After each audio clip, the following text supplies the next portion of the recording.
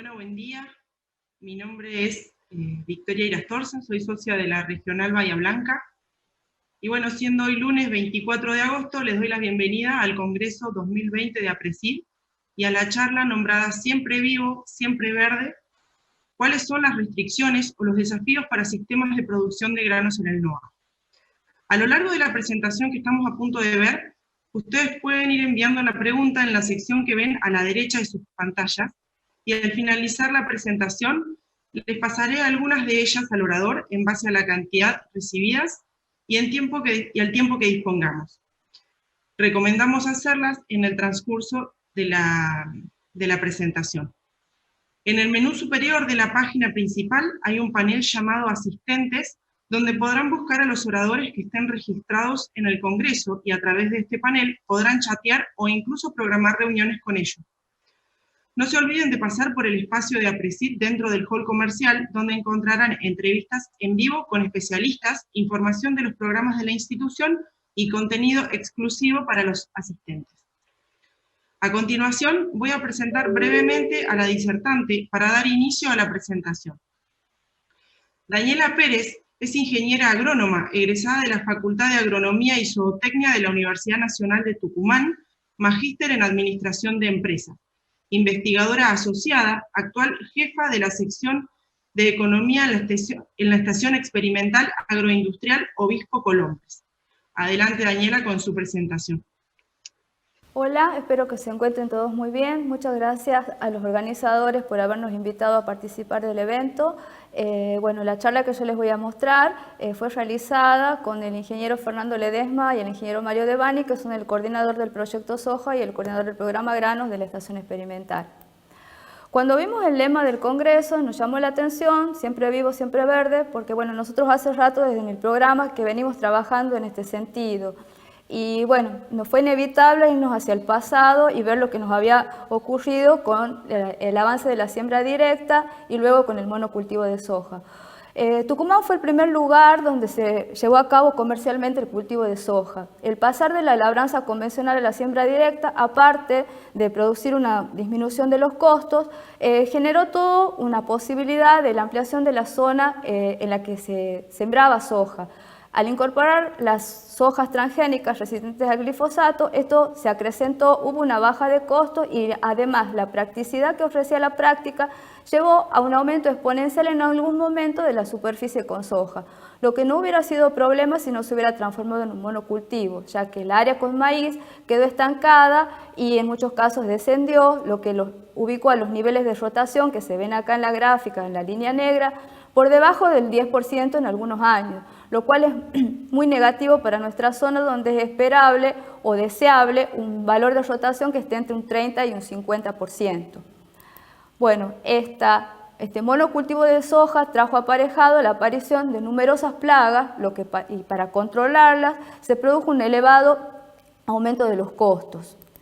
Este aumento de los costos, el sistema productivo, los productores lo pudieron resistir holgadamente, o más o menos holgadamente, aproximadamente hasta el año 2010, porque el precio de la soja lo permitió. Acá este gráfico, que parece complicado, pero lo que muestra el área sombreada es el precio de la soja y las curvas, las azules muestran los rendimientos de indiferencia, que serían las toneladas que yo necesito para cubrir los costos. Y la roja muestra el rendimiento promedio de la zona. Cuando esta curva roja se aleja de las azules, estamos en una situación holgada. Esto pasó, como ya les había mencionado, más o menos hasta el 2010, 2011, 2012. Luego, desde ahí, comenzó a complicarse la situación y la curva celeste, que corresponde al rendimiento en tierras arrendadas, se ubicó casi siempre por arriba de la roja. Esto indica lo complicado que estamos. O sea, en un primer momento nosotros tomamos decisiones basadas con la subsistencia y el posicionamiento económico, y a partir de un determinado momento ya tenemos que empezar a tomar decisiones relacionadas con las limitantes que nos está poniendo el medio ambiente. Entonces, por eso, bueno, de nuevo nos preguntamos, ¿será siempre verde para nuestra zona? Sobre todo porque lo de la siembra directa comenzó como una emulación de la naturaleza, de lo que hace la naturaleza. Y este siempre verde pretende ser lo mismo. Bueno, pero la naturaleza cicla, nace, crece, se renueva, se autoorganiza, evoluciona, y más que verde es más bien más que siempre verde es más bien multicolor y es compleja. El agroecosistema en el que nosotros producimos también hace algunas de estas cosas, también hace algunos de estos procesos. También es complejo, pero además es artificial, tiene en buena medida porque tiene la intervención del hombre y es extractivo. Entonces, volvemos de nuevo a la pregunta, si será para nosotros esto de siempre verde. Y nos vamos a ver cuáles son las condiciones en las que nosotros producimos en el norte. Bueno, estamos hablando de que producimos en un relieve que es ondulado, con suelos que son frágiles, la mayoría de los suelos son molisoles, hay suelos arenosos, pero predominan los limosos, por eso son tan frágiles. Sumado a esto tenemos precipitaciones que son intensas e irregulares, tenemos un invierno seco y temperaturas altísimas, como se puede ver acá en la tabla. Esto determina que tengamos una evapotranspiración muy alta. Acá el mapa lo que muestra es la EP en varias zonas del país donde se producen granos y vemos que en el norte están los niveles en colores más oscuros relacionados con una altísima EP. ¿Qué es lo que determina esto? Que nosotros vivamos pendientes de la economía del agua, que tengamos necesidad de una lluvia que sea efectiva. Por esto lo de la siembra directa nos vino tan bien. El problema fue el monocultivo. Entonces, esta lluvia efectiva va a depender de que nosotros tengamos cobertura y que esto mejore la infiltración, disminuya el escurrimiento y evite la evapotranspiración, o disminuya la evapotranspiración en realidad. Y también está relacionado con nuestra potencialidad hacia la erosión, tanto la hídrica como la eólica. Acá en el mapa ven, en oscuro, más oscuro, las zonas que son potencialmente más erosivas desde el punto de vista hídrico. Y esta es una combinación en marrón de lo que es erosivo desde el punto de vista hídrico y eólico. Y bueno, como vemos, el NOA está en colores muy elevados. El otro problema está dado con la intensidad de los procesos, o sea, las temperaturas altas, la humedad alta en determinados momentos generan una mayor propensión hacia plagas y sobre todo hacia mayor cantidad de ciclos de las plagas, que por ahí no ocurre tanto, no ocurre siempre tampoco, pero ocurre con más frecuencia que en una zona templada. La otra cuestión está relacionada con los costos. Nosotros estamos entre 900 a 1200 kilómetros del puerto, que es donde comercializamos lo que producimos, y bueno, esto genera, sumado a la cuestión de los costos por el control de plagas, un mayor costo por la distancia al puerto. Esto es en soja, acá está puesto el maíz, en soja lo había mostrado antes.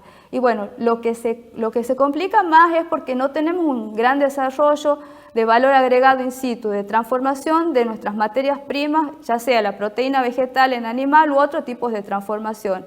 En Tucumán la situación es peor que por ahí en Salta o Santiago del Estero. Bueno, esto es cómo nosotros producimos. Ahora estamos en un escenario actual donde hay que modificarnos, volviendo a lo que sería el agroecosistema. Un agroecosistema es un conjunto de partes o elementos heterogéneos que están interconectados, que interactúan, que generan patrones. Es un sistema complejo, es abierto, realiza alguna función y tiene un propósito u objetivo. En algún momento nuestro propósito u objetivo se pudo reducir al dinero, luego a la producción de soja o de granos, luego lo modificamos por producción de alimentos, después le incluimos los servicios ecosistémicos, lo transformamos en energía y ahora es bienestar. Lo que nosotros elijamos hacer tiene que cumplir con determinadas estrategias y las prácticas que minimicen los impactos sobre la biodiversidad y el medio ambiente, asegurando el bienestar de los seres vivos y de la tierra. Esto lo está demandando la comunidad y bueno, lo vemos con las complicaciones que hay con el glifosato, por ejemplo. A nivel global, la situación está un poco resuelta o planteada la solución a partir de los objetivos de desarrollo sostenible. Y a nivel local contamos con algunas cosas como el incipiente Programa Argentino de Carbono Neutro o la misma propuesta de APRESID en cuanto a la agricultura sustentable certificada. Ahora bien, la agricultura es un proceso de producción biológica, pero que ocurre sobre un continuum de reproducción social. La manera en la que nosotros las venimos estudiando, si bien nos ha dado muchas soluciones, impide que la comprendamos totalmente. Aún no sabemos lidiar con la complejidad y todo lo que es el pensamiento complejo y los sistemas complejos está recién en estudio. Es más, no hay ni una definición, trabajamos sobre las propiedades. No sabemos esto, pero lo que sí sabemos es que las soluciones simples, por lo menos en el norte, no nos han dado los mejores resultados y que la diversidad de alguna manera regula el sistema y le da cierta resiliencia. Entonces, enfocados en esto, la diversidad para nosotros es muy importante en la cobertura. Y esto lo da, cuando tenemos una leguminosa, una rotación con gramíneas, bueno, en la zona lo más difundido es el maíz. La cobertura actúa sobre el agua útil, que en definitiva en nuestros cultivos de secano es la principal limitante, y tiene su efecto en el rinde. Acá lo que vemos es una gráfica de curvas donde la naranja muestra el rendimiento de una soja que tiene como un antecesor maíz, mientras que la verde y la amarilla lo que muestran es cuando la soja tuvo un antecesor trigo o fue un monocultivo de soja. Vemos que el maíz siempre da mejores resultados. Estos son otros datos correspondientes a un ensayo de sistemas de la estación experimental que tiene 18 tratamientos de combinaciones de distintas sucesión. El ensayo también muestra, estos son datos de esta campaña, el ensayo tiene como 6 años ya, muestra que una rotación 1-1 es lo mejor, sería un año maíz, un año soja, le sigue 2 años de soja y 1 de maíz. Y si incorporamos algún cultivo en el invierno, ya sea de renta o de cobertura, también la situación mejora. Otro efecto de la rotación con gramíneas sería la regulación sobre las plagas. Nosotros decimos que el mejor insecticida para el picudo negro, Rhizomatus, que es una plaga importante en la zona, es el maíz, que aparte produce una disminución de los costos en su control que puede variar entre un 20 y un 40%. Otro efecto sería acá, ojalá que así sea, sobre la mosquita barrenadora de la soja. Esta nueva plaga, estos son datos recientes del taller de soja, de la sección zoología, que muestran que la mosquita sobrevive aún en la soja guacha y en el garbanzo, que es uno de nuestros cultivos de invierno. Entonces, podría ser que el maíz también dé una buena respuesta en esta situación. Otra posibilidad es acá en el caso para el control de borreria, el maíz permite una flexibilidad en el uso de los herbicidas, una rotación de los herbicidas, lo cual es importante dado los problemas de resistencia que estamos teniendo en las malezas. Bueno, la gente lo tiene claro, lo mismo pasa con las enfermedades. En el caso de las enfermedades de fin de ciclo, si nosotros tenemos como antecesor un maíz, las enfermedades disminuyen. La gente tiene claro esto, acá lo que vemos es, comparamos la situación de cómo ha variado la rotación, estos son datos de sensores remotos, entre la campaña 2016-17 y 19-20. Vemos que hay una mejora de la rotación. Esto lo hemos aprendido no solo porque haya bajado en algún momento desaparecido de la retención sobre el maíz, sino que nos lo ha enseñado el picudo. Para poder controlarlo hemos tenido que aumentar la superficie con maíz, o sea, el ambiente se ha impuesto. Cuando comenzó, bueno, hablando de eso sería hablando de rotación. Ahora el otro punto sería la intensificación. La intensificación en la zona comenzó con cultivos de renta. Cuando avanzó la siembra directa y la soja transgénica, el que la acompañó fue el trigo, el cultivo que ya había trigo en la región, pero acompañó en la curva de crecimiento el trigo. Luego se incorporó el garbanzo, pero como ven, es mucho más el trigo que tenemos en la zona. Ahora, estos se incorporaron como cultivos de renta. Y acá en las gráficas lo que les muestro es el rendimiento promedio del trigo contrastado con el rendimiento de indiferencia. Como vemos, nuestros trigos tienen un rendimiento muy bajo, el promedio puede estar en 1,5 y muchos de los años salimos empatados o salimos hechos. Acá son 2 manejos porque hay una zona que nos ofrecería la posibilidad de aplicar más tecnología en trigo. El trigo que hacemos aparte es un trigo bastante barato y muchas veces la gente, según el rendimiento, lo termina dejando como si fuera una cobertura.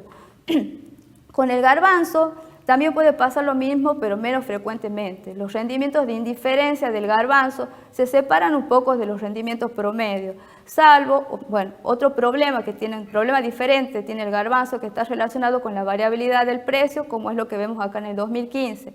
Acá el rendimiento de indiferencia supera el promedio, pero por una cuestión de precios. Entonces, estos cultivos de renta no son tan rentables muchas veces, y sumado que son extractivos. Y acá estos otros datos son de una encuesta que hacemos de soja y vemos que hay un problema. La encuesta abarca más o menos, tiene datos sobre el 50% de la superficie sembrada esta campaña y vemos que para Tucumán hay un 31% de esta superficie que estaría con niveles de fósforo por debajo de los críticos. Y bueno, sumado que la práctica de la fertilización no es tan frecuente, ahora ha aumentado, está en un 50% con diferentes niveles de fertilización. Entonces, para compensar esto de la extracción es cuando tomamos en cuenta lo de los cultivos de servicio. Pero volviendo a la zona, que tenemos un problema con el agua útil, lo primero que nos preguntamos es cómo va a funcionar esto. Este ensayo lo que muestra es una comparación de trigo, un barbecho y centeno, y vemos que al principio si hay una diferencia holgada entre el agua que acumula el barbecho versus las de los cultivos, pero luego esta diferencia va desapareciendo. Y en definitiva esto va a ser muy importante, la diferencia, cuando los años sean secos, porque al final el rendimiento del cultivo de verano lo termina determinando cómo se recarga el perfil un poco antes de la siembra. Y sumado que los cultivos de servicio nos pueden ofrecer esta ventaja que está relacionada con la infiltración y también con la acumulación de agua, que disminuyen la resistencia a la penetración. Acá en verde y azul se ve la diferencia entre lo que hace el centeno y el trigo versus el barbecho. Lo ideal, capaz, estamos esperando los datos de este ensayo, sería el rabanito, que tiene otras propiedades con respecto a este tema. Otra cuestión con los cultivos de servicio es el aporte de nitrógeno. Acá podemos comparar un maíz que se hizo sobre una vicia, un maíz que se hizo sobre la avena y el rendimiento del maíz. En la zona se está incorporando el garbanzo, si bien es como un cultivo de renta y a veces igual que al trigo se lo deja como una cobertura, pero ahora está tomando impulso ya como un cultivo de servicio. Quizás sea porque los productores de la zona ya tienen la habilidad para producir la semilla de garbanzo, no tanto así la de vicia. Y la materia seca que genera el garbanzo es bastante buena. Acá está consorciado con el centeno, lo que daría la posibilidad de que la liberación de nitrógeno sea gradualmente diferente. Y lo que hizo que se diseminen más los cultivos de servicio en la zona es que lo comenzamos a usar para controlar las malezas. Esto fue el problema principal que estábamos teniendo, eran las malezas, y los cultivos de servicio actúan muy bien controlándolas. Ahora, todo esto ha sido posible por una serie de cambios y de tecnologías que han estado disponibles. Esta gráfica lo que muestra es la oferta varietal. Esta gráfica corresponde a una red de ensayos de macroparcelas que coordina la estación experimental, y el gráfico este hace alusión a la oferta varietal que dan los distintos semilleros, porque dentro de la red participan variedades de distintos semilleros comerciales. Bueno, como ven, hay un aporte hacia las variedades cortas importante. Y lo que ha sembrado la gente, este dato ya de la encuesta, el 63% de la superficie que se encuestó ha sembrado grupos cortos, 4 y 5. Aparte de haber contado con variedades más cortas que permiten que se aproveche mejor el agua durante el invierno, estaba la oferta de los trigos y de los garbanzos. Siempre necesitamos, digamos, de tecnología para ir modificando los sistemas. Y en el caso del verano, bueno, contamos con los porotos y la gran variedad de híbridos de maíz. Cuando hablé al principio, hablé de que estábamos trabajando en un sistema complejo y que este sistema era abierto. Un sistema abierto lo que hace es recibe recursos, los utiliza, los transforma y genera un producto. Este producto puede ser, por un lado, los granos, y por otro lado, el otro producto importante que genera este sistema es la información. La información indica cómo se comporta el sistema en la búsqueda del objetivo y sirve para hacer las correcciones que sean necesarias. Entonces, monitorear es imprescindible para generar información. En el caso de la estación experimental, realiza muchos monitoreos y genera mucha información. Tenemos sistemas de alertas para manejo de las distintas plagas y enfermedades. Por ejemplo, una red agrometeorológica que dispone de información online todo el tiempo para los productores, y permanentemente estamos tratando de generar y difundir información. Ahora, pasando a lo que sería un campo, en función a todo lo que antes ya he dicho, y gracias a la tecnología, tenemos mucha más accesibilidad a lo que es aplicar Internet de las cosas, realizar trazabilidad y hasta vender en blockchain. Lo importante de la información de los datos es, bueno, primero tenemos que monitorearlos, sistematizarlos, pero toman mayor importancia cuando somos capaces de generar un sistema de información geográfico, porque esta herramienta que va sumando capas nos permite ver mejor cómo se relacionan los distintos elementos y los procesos, y esto nos va a facilitar tomar mejores decisiones. Por ejemplo, acá, estos son también datos hechos con costos hechos con datos de la encuesta, costos de barbecho a cosecha para el cultivo de soja. Vemos que los valores son variables. Acá, por ejemplo, este costo de 213 dólares por hectárea, lo podríamos hacer en algún lugar seguramente, pero no sería bueno que lo hagamos en un lugar donde tenemos el fósforo crítico. En ese caso sería mejor que tengamos un costo de 250 dólares. Para tomar este tipo de decisiones y muchas otras es que nos sirve un sistema de información geográfica. Bueno, producir granos en el NOA, ya concluyendo, es un desafío permanente. Es importante que tengamos una planificación y una gestión no solo centrada en lo productivo, sino también en lo comercial, en lo financiero y en lo impositivo. Que esta planificación aparte además sea amplia y tenga cierta flexibilidad.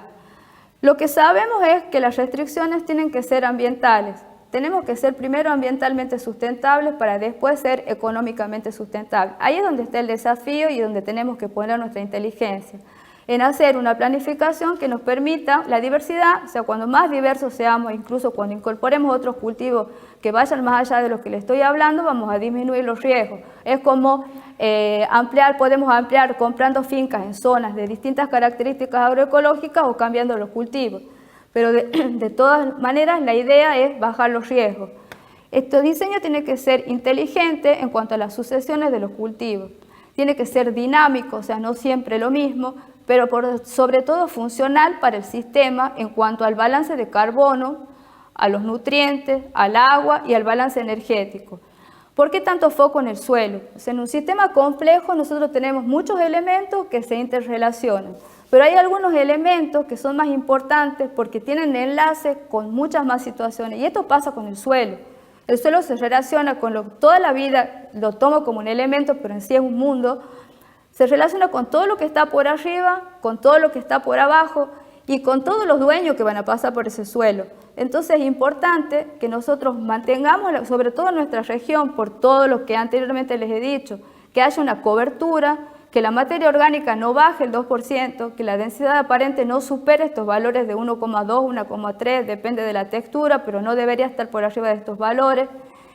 Y los planteos amigables, digamos, con el medio ambiente, porque nos lo está pidiendo la sociedad. En este sentido, usar las buenas prácticas. Hay empresas que las usan, pero sería importante que lo generalicemos, porque bueno, las buenas prácticas ya tienen incorporadas muchos de los elementos que hacen que la producción sea más amigable, y en lo posible sería bueno certificar.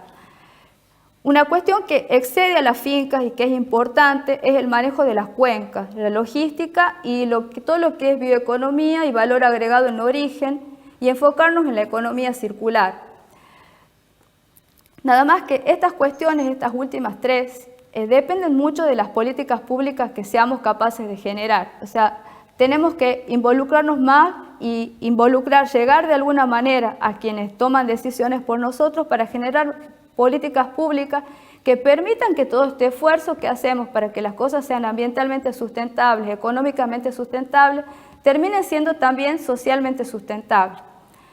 Bueno, eso era todo, muchas gracias. Es toda la gente del programa Granos. Parecemos mucho más de lo que trabajamos en el programa Grano, porque hay muchos otros que trabajamos en los otros programas de la estación experimental.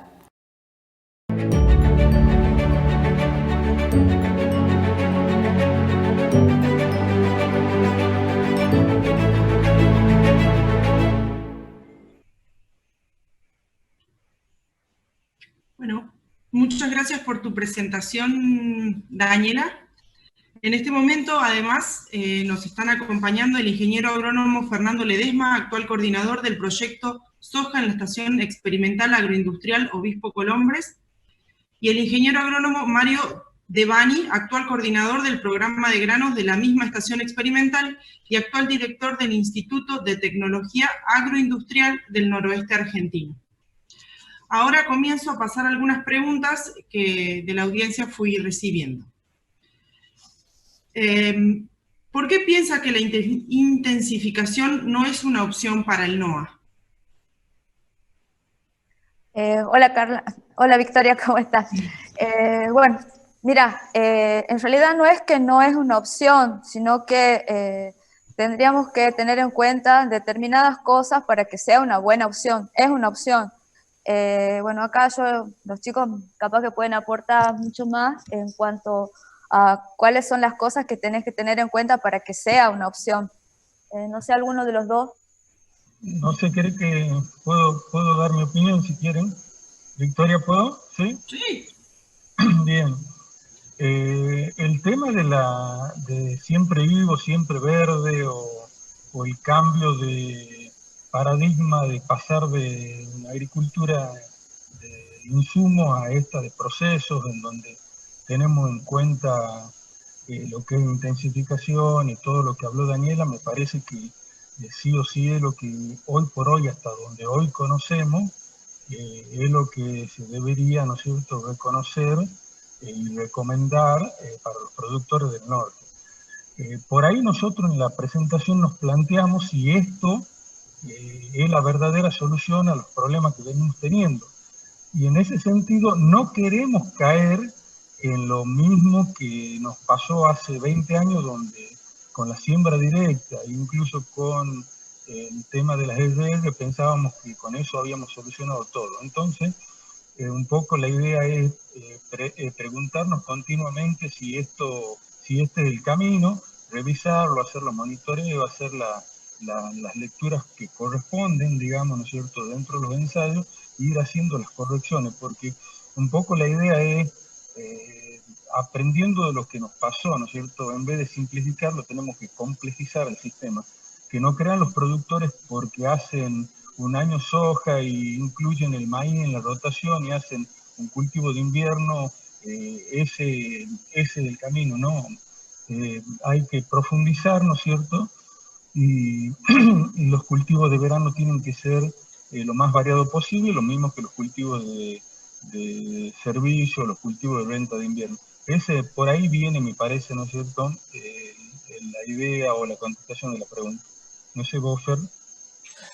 Sí, tal cual, y complementando un poco, también hay que tener miradas un poco más amplias, haciendo análisis ya de mediano y largo plazo, que creo que también es alguna de las cosas que nos ha ido sucediendo anteriormente, de solamente concentrarnos en la foto de esa campaña o de la campaña que venía, y no ir pensando un poco qué es lo que, las consecuencias, ¿no es cierto?, que traían nuestras acciones, nuestras prácticas a lo largo del tiempo. Así que, en realidad, como cerrando un poco la pregunta, es que, digamos, el planteo es sí, está bueno, ¿no es cierto?, el siempre verde, el siempre vivo, pero con un análisis más profundo en el tiempo y también teniendo en cuenta no cometer estos errores que anteriormente tuvimos. Bien. Bueno, otra pregunta es, dado el régimen monzónico y la pluviometría en el NOA, con zonas de entre 500 y 700 milímetros, ¿cuáles creen que serían las estrategias para intensificar? No sé quién puede contestar la pregunta.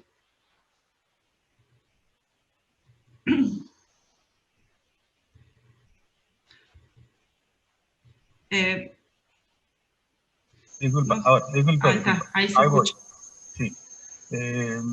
Yo creo que la pregunta va apuntada a que en nuestra zona el régimen pluviométrico realmente en algunas áreas es bastante bajo, y a eso yo le sumaría dos grandes cosas. Uno es que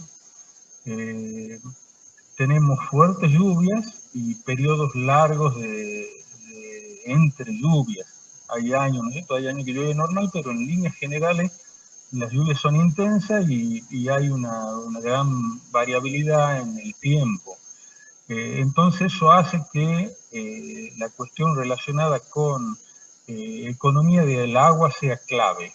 En ese sentido, todas estas prácticas, todas estas técnicas, ¿no es cierto?, donde incluyan la incorporación de gramíneas que generen rastrojos de una relación carbono alta, que se descompongan poco, para ayudar a la infiltración y evitar la evapotranspiración, es ideal. A eso hay que sumarle otras prácticas, por ejemplo, las curvas de retención, ¿no es cierto?, de manera que en los lotes corra la menor cantidad posible de agua. A eso hay que sumarle el tema de hacer más eficiente el uso de agua a través de los cultivos, y me estoy refiriendo al grupo de madurez de los cultivos, en especial de la soja. Si ustedes, si hacemos un reconto, hace 20 años el 80% del área que se sembraba en el norte era de grupo 8 y hoy, bien lo dijo Daniela, estamos en un 60-65% de grupo corto, de grupo 5-6. Eso hace que la cantidad de agua que se use es menos, salimos un poco más temprano con los cultivos y tenemos la posibilidad de poner algún cultivo de renta o algún cultivo de cobertura, buscando, de cobertura o de servicio, mejor dicho, ¿no es cierto?, buscando algún beneficio ecosistémico que nos puede brindar esos cultivos. De hecho, también tenemos una línea de investigación con un grupo de productores del este de bajar aún más los grupos. Estamos trabajando con grupos mucho más cortos, grupos 3 largos, 4, en siembra, en la mejor siembra, fin de diciembre, primeros días de enero, con lo cual en 80-85 días estaríamos desocupando los lotes con la posibilidad de que lo diga.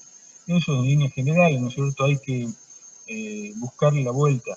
Un dato que me olvidé de comentar es que en los análisis que nosotros hacemos, la variabilidad del rendimiento interanual está explicada en un 50% por el tema de la lluvia. O sea, para que la gente vea el impacto que tiene la cuestión climática, la cuestión ambiental en nuestro sistema.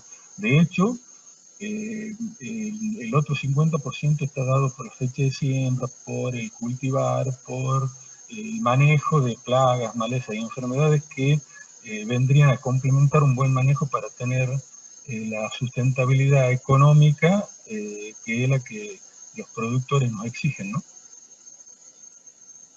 Sí, y a eso, Marito, le agregaría también algunas cosas más, como, por ejemplo, implantar algunos cultivos con anterioridad a las fechas tradicionales que tenemos, ¿sí? Que bueno, que hay experiencias, digamos, respecto a poner el cultivo de invierno estival de manera anticipada, cosa de asegurar la implantación en momentos que hay buena humedad en el suelo, porque después se nos termina el agua. También un poco pensar en diversificar los cultivos estivales, ¿no? Siempre nos quedamos con los tradicionales, que es la soja y el maíz, pero también hay otros que tienen ciclos más cortos y que también habría que empezar a considerarlos dentro del esquema productivo, ¿no? Bueno, paso a la siguiente entonces. Dice, ¿cuál es la mayor limitante que tienen los cultivos del NOA, en el NOA? ¿Piensan que con la intensificación y agriculturas de procesos estaría cubierta esa limitante? Bueno, comienzo y después le paso a los chicos. Bueno, la principal limitante es el agua, como ya venimos hablando. El agua, pero también está asociada a la renta que tenemos. O sea, nuestros costos son altos y nuestros márgenes son chicos. Entonces, bueno, trabajar sobre eso requiere que hagas una combinación dinámica de muchas cosas, teniendo en cuenta cuál es la mejor opción para cada momento en cuanto al ambiente y también en cuanto a hacer una combinación que te permita mantener una renta que te permita a su vez incorporar tecnología. No sé con quién lo quiere complementar. Yo creo que ya, para mí está contestado, ¿no? Ya estamos dando vuelta a lo mismo. Uh-huh. Bien, bueno, entonces paso a la siguiente. En la charla se pone énfasis en la diversificación. ¿Cuáles serían otras opciones de cultivos o actividades para el NOA?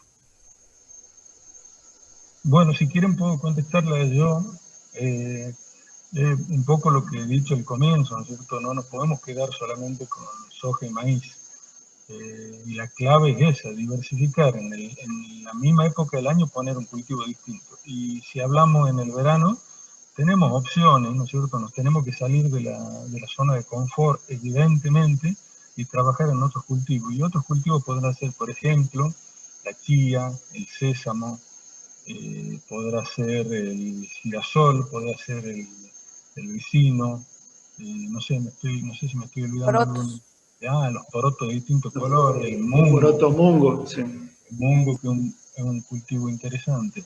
Y dentro de los cultivos de invierno y de cobertura, ¿no es cierto?, están las gramíneas, ¿no es cierto?, y dentro de las gramíneas, bueno, la que siempre se prueba es la avena, el centeno, el tropicales, pero también tenemos, por ejemplo, en función de cuál es el objetivo, nosotros estamos encontrando que nuestros suelos están con una buena densidad aparente en profundidad, pero los primeros 10-12 centímetros están con una densidad aparente alta, entonces hay cultivos que nos ayudan a hacer esa descompactación superficial, y en ese sentido tenemos la colza, que por ahí uno le tiene miedo por la resistencia, pero puede ser el nabo forrajero o puede ser el carta, ¿no? Dentro de otros de invierno, que se usa mucho el girasol, pero el garbanzo, pero en este sentido también puede ser el lentejón. O sea, hay cultivos alternativos, lo que pasa es que nos hace, como decía hace rato, nos hace salir de la zona de confort, y es todo un tema, ¿no? Ahí yo, para complementar un poco, aparte de los cultivos, también nos hace falta el desarrollo de valor agregado en la región, o sea, la transformación de todo lo que hacemos, una transformación local, tener un punto de vista más bioeconómico y de economía circular. Por supuesto que eso requiere de muchas condiciones que por ahí exceden a lo que pueden hacer los productores, porque son condiciones de tipo macro en cuanto a las políticas, desde las impositivas hasta políticas económicas que te permitan integrarte de alguna manera, y bueno, también todo lo que es el desarrollo de lo pecuario, que si bien si tomás el NOA, Salta y Santiago puede tener más, pero en Tucumán las demandas mucho de carne no está satisfecha y no está para nada satisfecha, importamos mucho de la carne. Bueno, todo eso también, o sea, contribuye a otro tipo de dinámica y a mejorar la renta desde otro punto de vista, pero requiere un cambio importante en las condiciones más bien macro para que los productores puedan realizar este tipo de inversión. ¿Es otra cosa? Bueno, bueno, la pregunta que sigue creo que está relacionada a esa, porque pregunta si creen que los márgenes o los rindes de indiferencia posibilitan el avance de los cultivos de servicio en la zona del NOA. Bueno, los márgenes son estrechos, como lo he mostrado en la presentación, pero bueno, tenés también que ahí hemos trabajado con promedios, y hay productores, cuando vos, digamos, estás relacionado también con la escala. Cuando más escala tenés, más posibilidades tenés también de aplicar tecnología y de tener rindes que estén por arriba de los promedios. O sea, podés tener maíces que están muy por arriba del promedio, lo mismo con la soja, y también eso va favorecido por la introducción de todo lo que son no solo los cultivos de renta de invierno, sino todo lo que es la cobertura.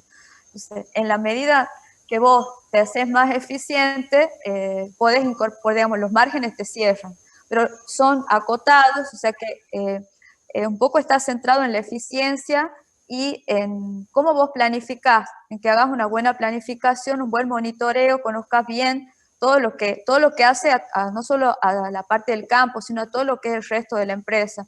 Porque por ahí determinados manejos comerciales te facilitan aplicar tecnologías que a tu vez te favorecen en el ambiente. Es como más que una cadena, una espiral donde vas solucionando, intercalando las mejores decisiones, pero en función a los distintos análisis que podés tener. No sé si alguno quiere agregar algo.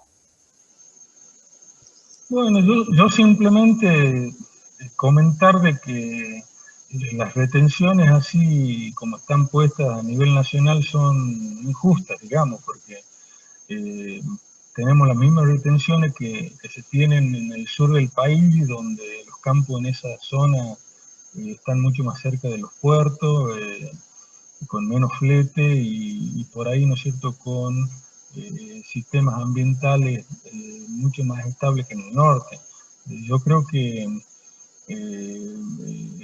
la posibilidad de crecimiento de nuestra zona está muchas veces limitada a esta situación que escapa a los productores, que escapa a nosotros los técnicos, ¿no? Que es una cuestión más política, y que yo entiendo que, no sé, ha visto por ahí fríamente, uno piensa que hay una persona sentada en un escritorio en Buenos Aires tomando estas decisiones sin conocer bien, ¿no es cierto?, la problemática. Me parece que sería muy bueno que de alguna manera se segmenten las detenciones o haya bonificación al flete o se haga algo con relación a este tema, porque si necesitamos 2.000 kilos como punto de indiferencia para cubrir los costos, imagínense en un año con bajas precipitaciones, y bueno, todo el mundo queda mal parado, ¿no? O sea, eso como una reflexión general, digamos. Bueno, sí, eso es para todas las regiones. Nosotros al sur estamos igual, pero eso es aparte. Bueno, la próxima pregunta dice, de los cultivos de servicio probados en la región, ¿cuáles serían los más apropiados y por qué? Sí. Bueno, se viene, digamos, trabajando en el tema de cultivo de servicios desde hace tiempo ya, y en ese sentido, bueno, hay toda una alternativa en lo que hace a gramíneas y leguminosas también, ¿no? Probando con vicia, con avena, con centeno y con combinaciones, digamos, de estos cultivos, ¿sí? Lo que se está viendo, bueno, es justamente cuáles son los aportes que cada uno realizan, ¿sí?, al sistema, en lo que hace no solamente a nutrientes o mejora en la estructura después del suelo, sino también en la parte sanitaria, en lo que es, por ejemplo, el control de maleza, que es una situación muy crítica acá en nuestra zona, ¿sí? Así que bueno, digamos, van por el lado de o gramíneas o centenos, dependiendo de cuál es el cultivo antecesor con el que venimos en el verano, y también pensando, como te decía, en el posterior. Por ejemplo, un garbanzo deja buenos aportes de nitrógeno en el suelo, que para un maíz le es muy conveniente. Eso mostró incluso Daniela también dentro de los gráficos. Entonces, dentro de esa línea y habría que ver las combinaciones. Hay otros más que también mencionó Mario, que por ahí todavía están en proceso de estudio, que por ahí pueden mejorar, caso de un rabanito, por ejemplo, que mejora una estructura en el suelo cuando tenés suelos un poco compactados, con algunos problemas de retención o de infiltración, ¿no? Bueno.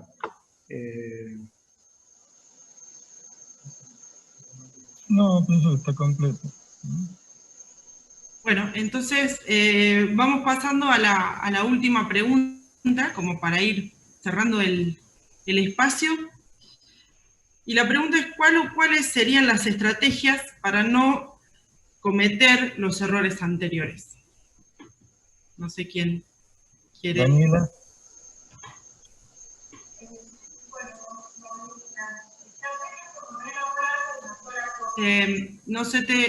Daniela, no se te escucha.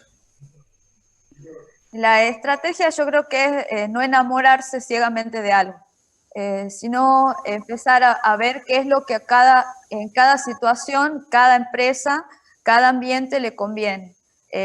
Ahora, digamos, tenemos mucha disponibilidad de tecnología, cada vez más barata, para poder hacer monitoreos que en otras épocas no podían.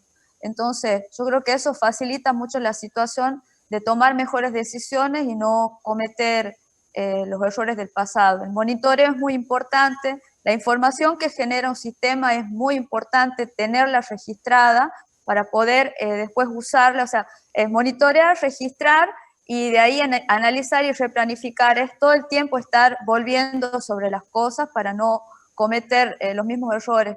Y por ahí también tener en cuenta las características propias de nuestra zona, porque por ahí hay tecnologías que son muy buenas, pero acá necesitan otro tipo de adaptaciones, y como que la gente se va enganchando, sabe que algo funciona bien en otro lugar, qué sé yo, acá ha llegado la vicia y todo con la vicia, y ahora que hay más datos de garbanzo, por ahí en algunas situaciones conviene más el garbanzo, sobre todo porque los productores producen su propia semilla y ya tienen un ahorro más fácil que que lo que les cuesta más producir la semilla de vicia. Entonces, toda una cuestión de estar como muy presente en todas las decisiones que se van tomando, pensando en el largo plazo y teniendo foco en el ambiente, pero estando muy presente en cada una de las decisiones, no aferrándose a algo.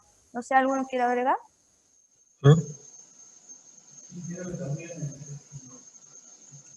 Sí, creo que también tendemos siempre a estandarizar, a unificar, ¿no? A ir repitiendo, bueno, lo que conocemos. Un poco hablaba Mario, esa zona de confort, ¿no? De los cultivos que ya conocemos, o ahora que tenemos una nueva tendencia, como decía Daniel, nos terminamos enamorando de algo que nos está resultando bien, pero justamente hay que pensar en eso, ¿no? En que los errores han venido anteriormente por justamente hacer lo mismo o irlo repitiendo, y hay que ir pensando en no simplificar, sino en tener alternativas nuevas, y bueno, y eso viene de la mano de la diversificación y también de las miradas más amplias, ¿no? Ahí Daniela planteaba bien esto de la sustentabilidad, no solo desde lo económico y de lo ambiental, sino también desde lo social, que creo que es una mirada que tenemos que ir incorporando.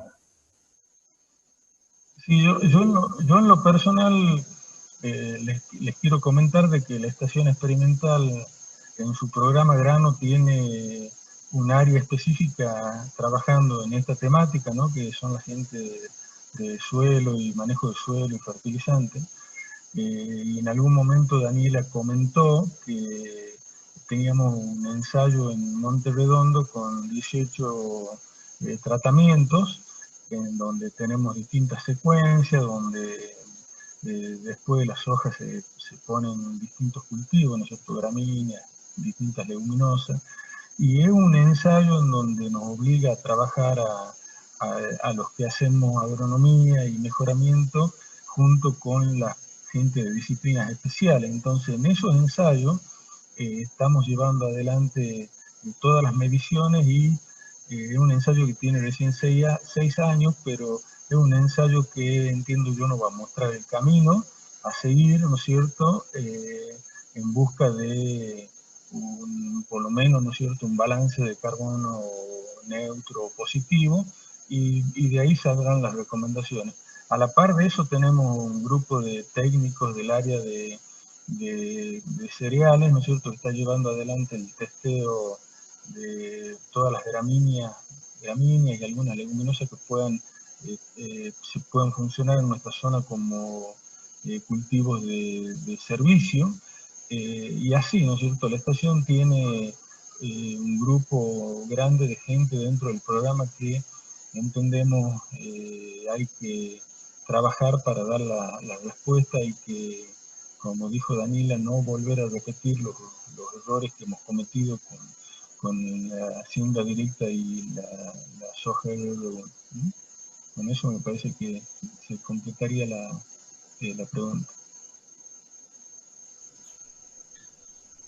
Bueno, entonces, bueno, les agradecemos mucho a Daniela, a Fernando y a Mario, y bueno, y a toda la audiencia.